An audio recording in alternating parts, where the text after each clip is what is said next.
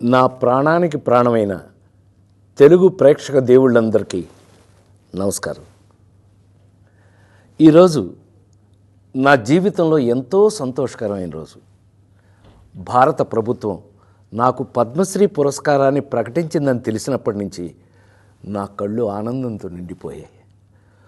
ఒక నటుడిని గుర్తించి ఇంతటి గొప్ప గౌరవాన్ని అందించిన భారత ప్రభుత్వానికి నా శిరస్సు వంచి నమస్కరిస్తున్నాను.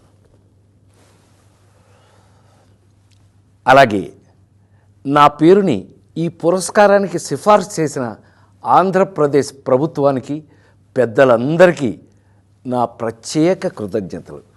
కానీ నిజం చెప్పాలంటే ఈ అవార్డు నాది కాదు, మీది.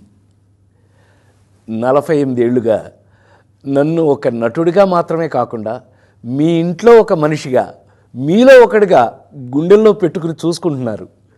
నేను నవ్వించినా ఏడిపించినా మా రాజేంద్ర ప్రసాద్ అని మీరు చూపించిన ఆప్యాయత నాకు దక్కిన నిజమైన అదృష్టం. ఆ ప్రేమే ఈరోజు నన్ను ఇక్కడ దాకా నడిపించింది. 2 తెలుగు రాష్ట్రాల ప్రజలు నన్ను సొంత బిడ్డలాగా ఆదరించారు. మీ రుణం ఈ జన్మలో తీర్చుకోలేను. నాతో పాటు ఈ ఏడాది పద్మ పురస్కారాలు అందుకుంటున్న దేశంలోని మహానుభావులందరికీ నా శుభాకాంక్షలు తెలియజేస్తున్నాను.